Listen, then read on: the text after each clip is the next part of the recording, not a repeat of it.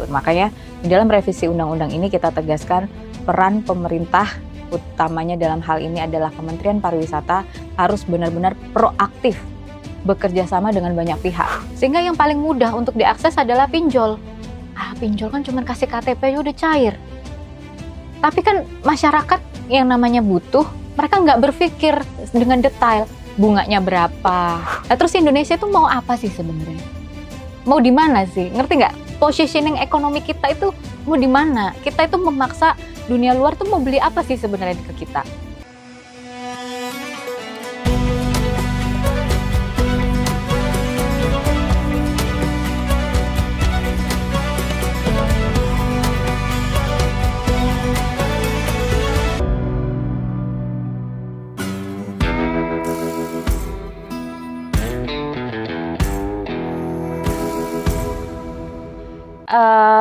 Comparison about itu ya, the tourism, karena di Jepang itu setelah industri otomotif ternyata memang yang penyumbang GDP terbesarnya adalah pariwisata. Makanya kita berharap Indonesia itu bisa setidaknya menyamai Jepang. Bagaimana pariwisata kita dengan kekayaan yang lebih banyak daripada Jepang, tapi kita bisa memonetize pariwisata kita menjadi sumber-sumber pendapatan baru negara kita gitu.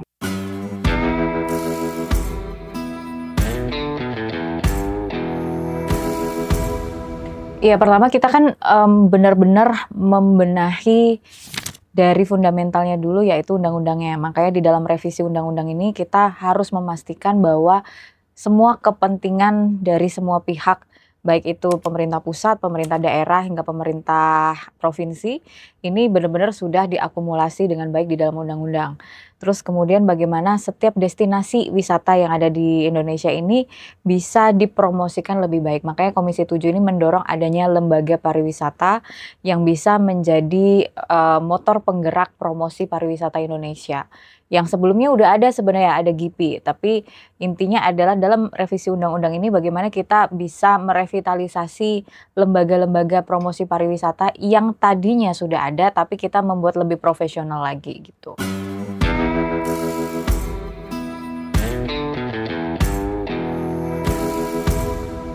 Kalau saya itu pukulan keras banget sih bagi Indonesia, karena kita tahu bahwa tidak mudah loh untuk bisa mendaftarkan salah satu destinasi wisata kita menjadi aset yang diakui oleh dunia gitu ya.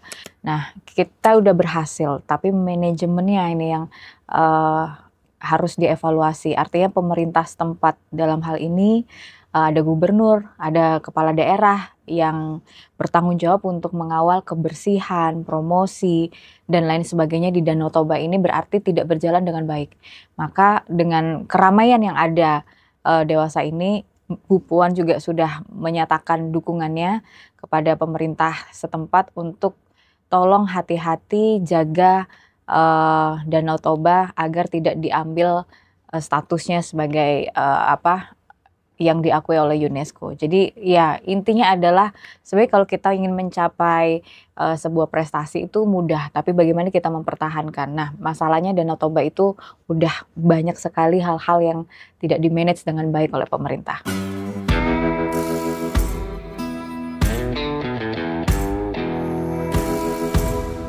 Sebenarnya kalau dari perspektif saya itu ya memaklumi sebenarnya namanya kondisi ekonomi sekarang juga semuanya serba susah, ya mereka cari-cari cara sebenarnya gimana caranya dapat tambahan uang.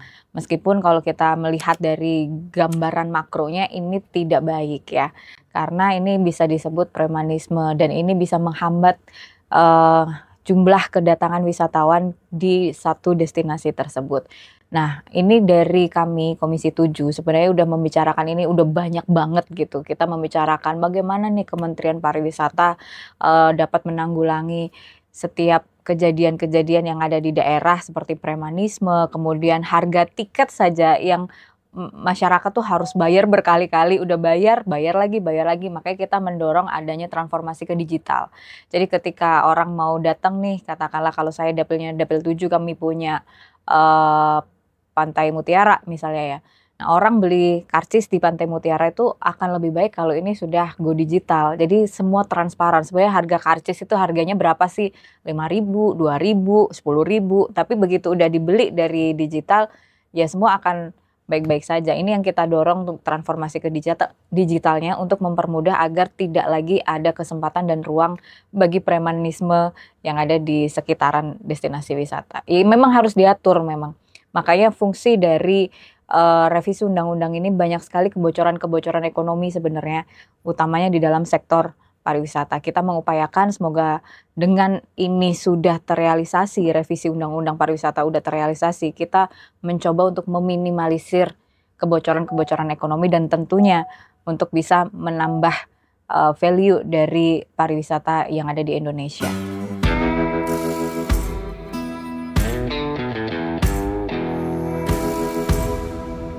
Harusnya masa sidang kedua udah selesai harusnya, tapi ini kita kasih coba maksimal mungkin 2 bulan ke depan harus sudah selesai. Poin pentingnya adalah masalah kelembagaan, terus kemudian masalah pendidikan, terus masalah infrastruktur dasar, ya, kemudian masalah promosi. Udah 4 ini yang benar-benar menjadi badan penggerak ekonomi di sektor pariwisata. Kita harus benar-benar paham bahwa tidak ada kemajuan pariwisata kalau infrastruktur dasarnya belum siap. Kemudian promosi, tidak ada orang yang mau datang ke satu destinasi kalau nggak dipromosiin gitu. Dan yang kita suarakan sebenarnya kan ada beberapa kawasan pariwisata yang sudah masuk ke kawasan ekonomi khusus ya. Nah ini tolong dong nanti ke depan agar ada pemerataan dan keadilan sosial gitu. Kita kasih waktu gitu. Contohnya kayak misalnya Danau Toba gitu ya. Nah, Danau Toba kalau memang tidak bisa mempertahankan kebersihannya dan lain sebagainya, ya sebenarnya ini tidak membicarakan UNESCO-nya, kita berbicara terpilihnya menjadi kawasan ekonomi khusus karena banyak banget loh daerah-daerah yang juga sama cantiknya juga paling tidak kita butuh untuk membantu mereka sehingga mereka bisa merasa terbantu dipromosikan oleh pemerintah kita sendiri gitu. Makanya di dalam revisi undang-undang ini kita tegaskan peran pemerintah utamanya dalam hal ini adalah Kementerian Pariwisata harus benar-benar proaktif bekerja sama dengan banyak pihak. Nggak hanya linear di sekitar Kementerian Pariwisata saja. Kita lihat medical tourism aja. Saya tuh kalau jalan-jalan ke mall banyak banget travel agent Indonesia menjual rumah sakit Malaysia, rumah sakit Singapura. Sementara kita itu masih belum punya mindset bahwa rumah sakit itu bukan hanya tempat orang sakit, tapi rumah sakit juga tempat berwisata, ada experience di situ. Kemudian dipaketin, jadi orang check up misalnya medical check up dipaketin dengan foto-foto, pakai baju kimono misalnya di sana atau baju khas-khas daerah rumah sakit tersebut, itu kan juga bagian dari medical tourism. Nah, ini yang saya coba dorong kepada Kementerian Pariwisata. Ayo dong Kementerian Pariwisata duduk bersama dengan kementerian terkait. Dalam hal ini adalah Kementerian Kesehatan. Jangan sampailah kita membiarkan kebocoran-kebocoran ekonomi ini berlangsung lama. Mau sampai kapan devisa kita? Orang-orang yang punya duit, itu duitnya nggak ditaruh ke Indonesia, tapi taruhnya mesti ke Malaysia, ke Penang, ke Singapura. Nah mereka tuh datangnya ke Singapura atau ke Malaysia itu bukan untuk sakit loh mas. Mereka hanya check up. Dan check up harus jauh-jauh ke sana gitu loh. Ngapain orang di Indonesia juga alat apa semuanya tuh nggak jauh beda sebenarnya. Nah maka sebenarnya yang perlu kita push adalah masalah pendidikannya. Bagaimana medical tourism maupun turisme yang ada di destinasi wisata, baik itu alam, baik itu atraksi, itu menyiapkan hospitality yang baik, yang udah siap menjadi pariwisata yang diidam-idamkan oleh wisatawan gitu.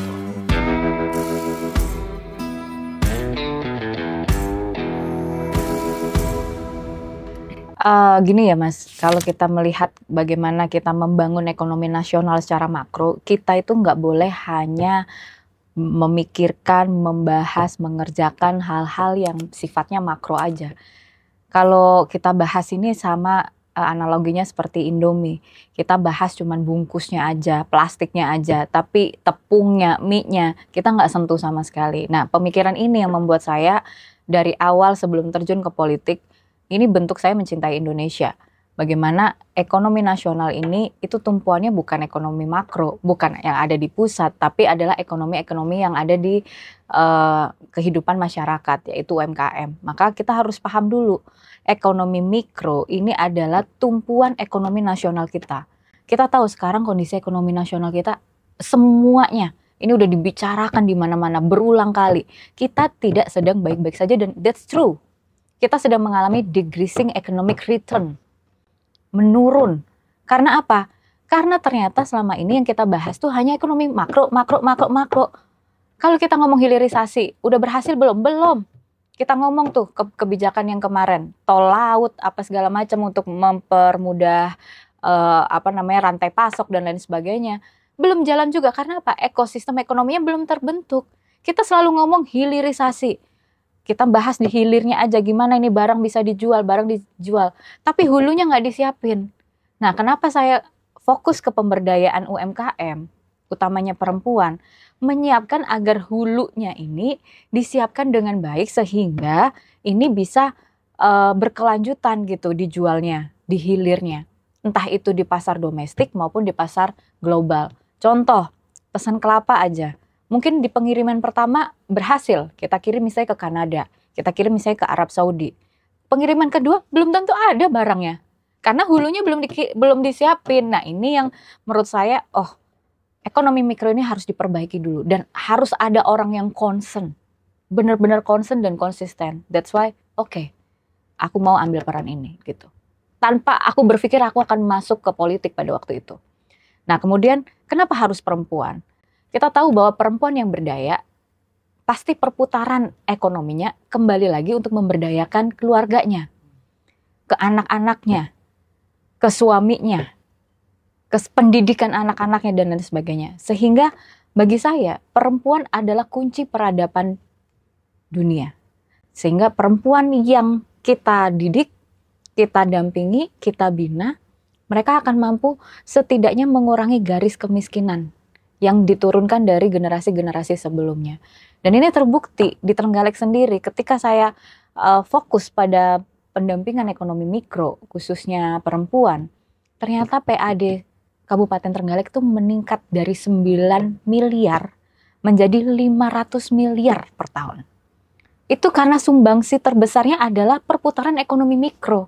Dan rata-rata yang berperan siapa? Ya UMKM perempuan itu. Nah, ini udah ada contoh baik loh di Kabupaten Trenggalek. That's why I always told in every moment bahwa ayo ketika kita membicarakan bagaimana merubah Indonesia, bagaimana memperbaiki ekonomi nasional, ayo jangan hanya membicarakan bungkusnya aja.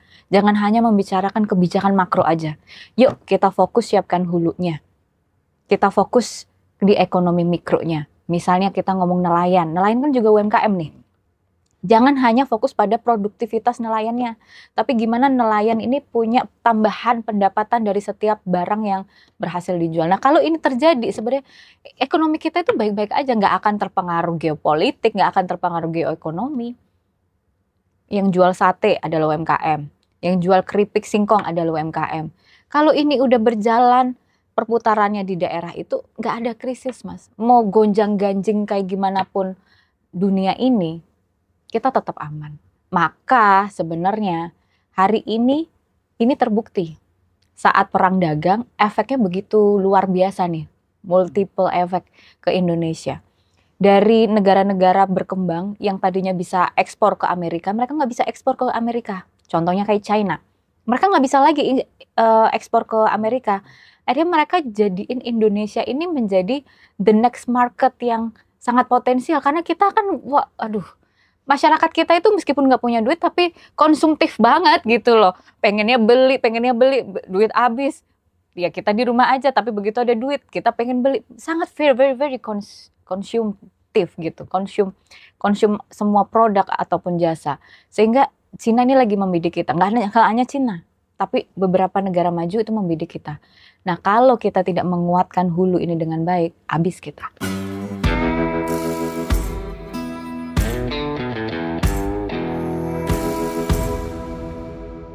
Ya, pertama ada gap besar antara yang mendapatkan akses ke pemerintah sehingga ada banyak banget bantuan, entah itu KUR, entah itu HKI gitu ya, hak merek, hak kekayaan intelektual, entah itu SNI, NIB, kemampuan berusaha itu tidak semua orang mendapatkan akses yang sama dan setara. Kedua, kita tahu bahwa kemudahan berusaha itu tidak menyumbang perubahan yang signifikan terhadap penumbuhan ekonomi nasional. Kemudahan berusaha ya seperti NIB dan lain sebagainya itu nggak ada efeknya sebenarnya ke pertumbuhan ekonomi nasional. Maka sebenarnya tantangannya adalah Indonesia itu harus berpikir, Mas, keras banget. Keras banget. Kita semua sebenarnya ada, banyak. Kita punya hutan, kita punya laut, kita punya ikan, kita punya semuanya. Tapi kenapa kita nggak bisa kayak negara-negara maju lain? Saya ambil contoh. Kalau kita bicara masalah dunia teknologi, kita tahu ada Amerika, ada Cina. Ya kan? Kita ngomong masalah perdapuran. Mana negara yang menjadi dapurnya dunia? Itu Thailand. Kebanyakan orang-orang impor bahan-bahan baku itu dari sana. Ya kan? Nah, terus Indonesia itu mau apa sih sebenarnya? Mau di mana sih? Ngerti nggak? Positioning ekonomi kita itu mau di mana? Kita itu memaksa dunia luar tuh mau beli apa sih sebenarnya ke kita? Nah, itunya aja belum dikonsep. Sehingga yang di bawah ini, yang mikro-mikro ini tentu menjadi tantangan besar pada mereka. Mereka rebutan market, ya, rebutan macam-macam. Nah, kemudian yang kedua pendidikan. KUR digelontorkan tanpa ada pendampingan. Jadinya apa? Lagi-lagi KUR digunakan untuk hal konsumtif. Beli motor, beli daster, bayar sekolah anak, bayar cicilan ini itu. Ya, itu nggak akan jadi ekosistem ekonomi lagi. Meskipun bahasanya adalah KUR penolong UMKM Indonesia.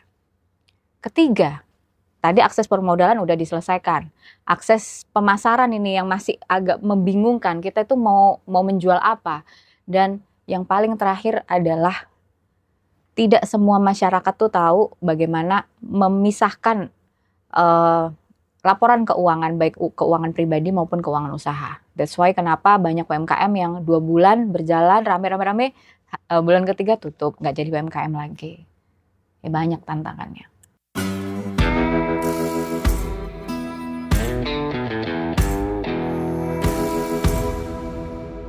Satu, pendampingan tidak boleh putus. Jadi masyarakat itu nggak hanya membutuhkan pendampingan setahun sekali aja. Ketika reses saja, nggak cukup, Mas. Jadi saya melakukan rutin pendampingan sebulan 2 kali melalui EduPrintis. Nah, kita dampingin nih, masing-masing ada yang manajemen keuangannya, kemudian ada manajemen pemasarannya, kita gandeng dengan swasta-swasta yang memang effort di bidangnya. Katakanlah untuk perlindungan usaha, asuransi, kan kita butuh untuk mereka mengerti literasi asuransi. Jika ada kebakaran, jika ada kecelakaan, mereka tidak rugi gitu ya. Mereka udah ada jaminan-jaminan itu. Nah, ini yang kita selalu berikan kepada masyarakat. Dan kemudian kita berikan pendampingan seperti bagaimana packaging yang baik, bagaimana promosi digital, caranya tuh gimana. Tapi kadang tuh mereka juga nggak ngerti. Mereka udah diajarin, Bu, Pak, begini loh caranya jualan di e-commerce gitu ya, A, B, C.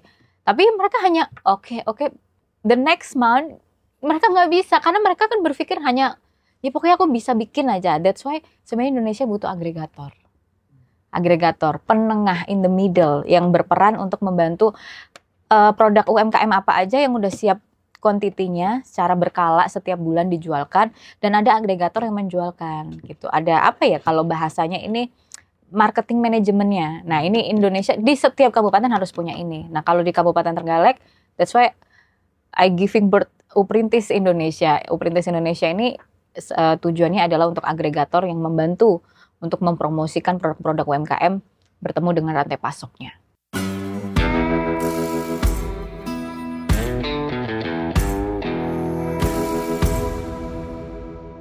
Kalau saya lihat udah cukup baik ya. Kita lihat pemerintah di bawah kepemimpinan baik yang sebelumnya Pak Teten dan sekarang ada Pak Maman Abdurrahman. Saya lihat sudah cukup adaptif memahami apa kebutuhan UMKM, sehingga pemerintah menggandeng perbankan, lembaga-lembaga keuangan baik BUMN maupun BUMD, kemudian menggandeng swasta juga, menggandeng e-commerce untuk memberikan beberapa layanan langsung jemput bola di lokasi-lokasi yang memang sudah terpilih gitu. Tapi tidak merata ke semua provinsi, semua kabupaten bisa mendapatkan fasilitas itu. Nah, maka sebenarnya kalau kita berbicara kolaborasi sudah cukup baik, apalagi semua gotong royong nih. Gotong royong untuk ngeroyok pendampingan UMKM. Saya di Komisi 7 ya kan ada Kementerian UMKM. Nah, terus kemudian Komisi 6 ada BUMN. Kemudian Komisi 10, Komisi 9, Komisi 11, semua kan udah keroyokan untuk mendampingi UMKM. Sehingga sebenarnya ini ada sedikit tantangan gimana antar lembaga ini tidak tumpang tindih. Jangan sampai yang dilatih itu aja gitu. Tolong dong yang semua ini melatih yang belum pernah dilatih gitu loh. Makanya di sini tuh membutuhkan perbaikan data, Mas. Jadi datanya harus update dan harus big data, harus terintegrasi antara lembaga satu ke lembaga yang lain, datanya harus sama. Jangan di Kementerian UMKM datanya ada sekian ratus ribu, kemudian Kementerian Perdagangan yang membahas tentang UMKM datanya berbeda. Kemudian di BUMN yang sudah memberikan pendampingan pada UMKM datanya juga berbeda. Jangan sampai seperti itu. Makanya ini yang harus menjadi tantangan serius bagi pemerintah untuk memperbaiki data. Lah saya itu 2020 udah mendampingi UMKM. Pada waktu itu jumlah UMKM kita 65 juta. Nah sekarang 2025 masih 65 juta. Masa iya gitu nggak ada UMKM baru yang bertumbuh, paham nggak? Ya di sini ayo dong pemerintah kerja keras nih. Jangan hanya menggelembungkan data aja. Ngerti nggak maksudnya? Jangan hanya menggelembungkan data tapi tolong be real. Gitu. Itu yang ya saya berharap semoga tahun depan bisa diperbaiki.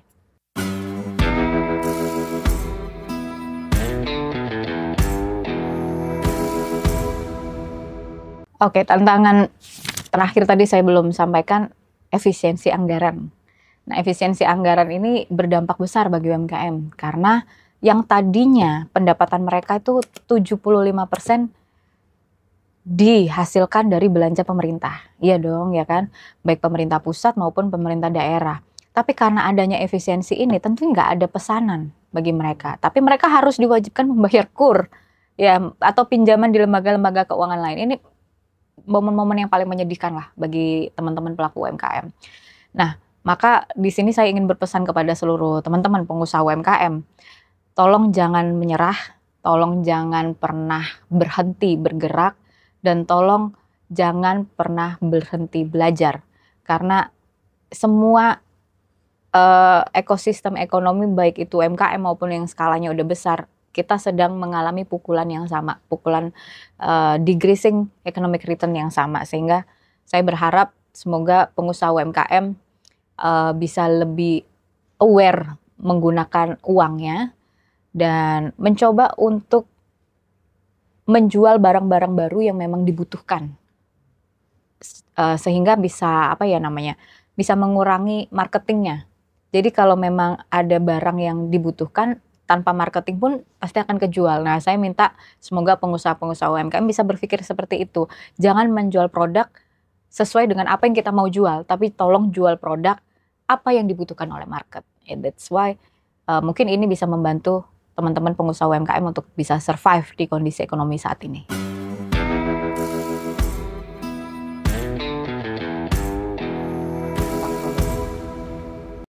Iya, kalau saya lihat KUR ini kan jor-joran ya, bahasanya apa ini bahasa Indonesia jor-joran pemerintah itu memberikan perhatian lebih untuk penumbuh kembangan UMKM dengan menyediakan kuota 300 triliun penyaluran KUR di tahun 2025. Tapi pada kenyataannya hingga sampai hari ini saya banyak banget menerima laporan bahwa KUR itu sering sekali tidak tepat sasaran. Justru yang sering dapat KUR adalah masyarakat-masyarakat yang memang mereka sebenarnya tidak butuh dibantu gitu. Tapi mereka-mereka yang butuh dibantu ini kadang susah untuk mengajukan bantuan permodalan di dalam program KUR ini. Tapi di satu sisi saya paham sebenarnya di kacamata teman-teman perbankan. Teman-teman perbankan ketika menyalurkan KUR, mereka kan juga pasti akan was-was. ini masyarakatnya, pelaku usahanya, ini bisa membayarnya bagaimana. Nah, tapi kita harus combine nih, banyak perspektif. Kami di Komisi 7 benar-benar keras untuk menyuarakan tolong hapus KUR dengan meminta jaminan. Hapus jaminan dalam pengajuan KUR. Nah, ini tolong ini semua lembaga keuangan ini tolong konsisten. Karena memang KUR di bawah 100 juta itu sebenarnya tidak boleh ada jaminan. Jadi kalau ditanya gimana caranya secure, apakah pelaku usaha itu bisa membayar atau tidak, ya mestinya kuncinya adalah di pendampingan itu tadi, Mas. Ya kalau misalnya cuma ngasih doang, terus ditinggal, ya orang yang punya jaminan pun bisa juga terjadi kredit macet kan, bisa juga jadi rugi nih lembaga keuangannya. Jadi tolong ini benar-benar diselesaikan di tahun ini. Jangan sampai masyarakat-masyarakat kecil yang harusnya bisa mendapat akses KUR ini tidak bisa mendapatkannya karena mereka tidak punya jaminan. Toh sebenarnya udah dilindungi kok, regulasinya jelas di bawah 100 juta tidak boleh ada jaminan. Tapi pada kenyataannya di lapangan nih pada minta-minta jaminan. Nah ini yang kita harus kritisi, kita harus tegaskan ke lembaga keuangan, atau nanti akan ada punishment tersendiri nih dari DPR RI. Apa yang baiknya kita lakukan untuk menegur lembaga-lembaga keuangan tersebut. Oke. Ibu pernah berstatement, jangan sampai pelaku-pelaku usaha ini malah udah ada KUR, malah ada pinjol juga, gitu kan? Nah itu enggak, jadi maksudnya gini, masyarakat UMKM kalau nggak bisa mengakses KUR, mereka harus kemana lagi untuk mendapatkan akses bantuan permodalan? Di KUR susah banget, terlalu jelimet, kadang diremehkan, kadang ya bla bla bla, banyak banget lah aturannya. Sehingga yang paling mudah untuk diakses adalah pinjol. Pinjol kan cuma kasih KTP udah cair. Tapi kan masyarakat yang namanya butuh, mereka nggak berpikir dengan detail bunganya berapa, jadinya jatuhnya jadi lebih mencekik.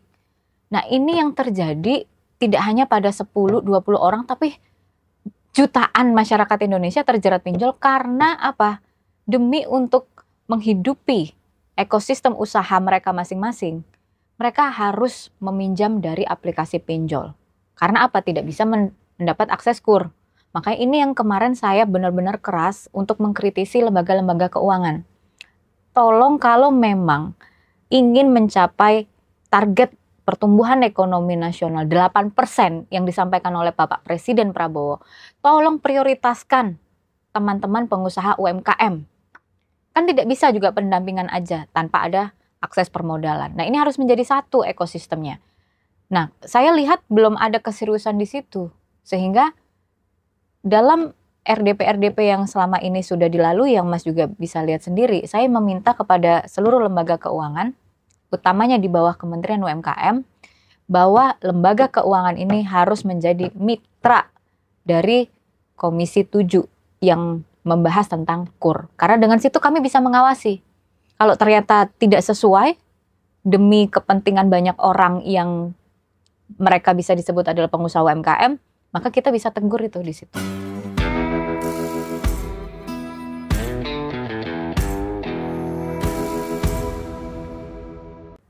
Kalau di dapil saya, kemarin saya cek data dan lain sebagainya, ya ada sekitar 30% lah yang memang belum bisa mengakses KUR. Tapi kita harus bersyukur ya, karena ternyata ada PNM yang tidak hanya bisa memberikan permodalan, tapi mereka bisa mendampingi juga, mengajari masyarakat, pelaku usaha untuk bisa bagaimana menjual, untuk ya bla bla bla yang diperlukan lah untuk teman-teman pelaku usaha. Nah, saya meminta lembaga-lembaga keuangan ini at least setidaknya seperti PNM. Jadi tidak hanya menyalurkan tapi juga mencari mitra untuk bisa menjadi pendamping bagi pelaku usaha. Dengan begitu kan pelaku UMKM pasti bisa membayar, dan kemudian lembaga-lembaga keuangan juga pasti akan secure bahwa uangnya akan baik-baik saja.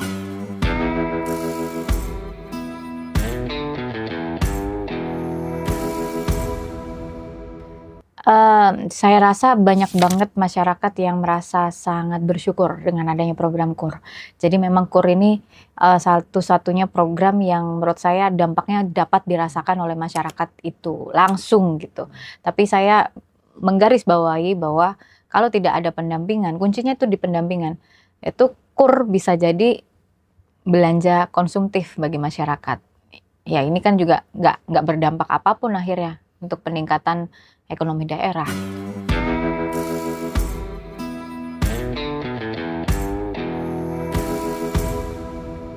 Iya, pertama kenapa susahnya itu kita harus kasih tahu, kita harus mencari tahu dulu gitu.